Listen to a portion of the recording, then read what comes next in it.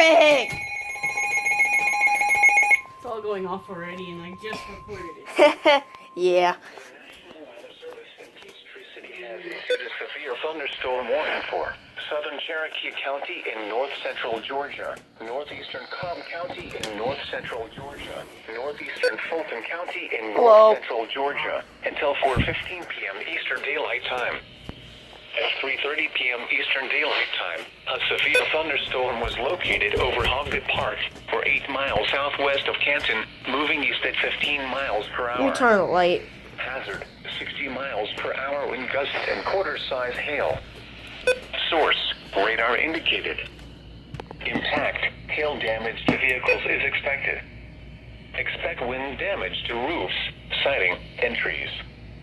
Locations impacted include Canton, Sandy Springs, Roswell, Alpharetta, Milton, Kennesaw, Woodstock, Ackworth, Holly Springs, Hickory Flat, Union Hill, Sweat Mountain, Kellogg Creek, Oak Grove, Kennesaw State University, Birmingham, Little River Landing, Lebanon, Sandy Plains, and Holbrook.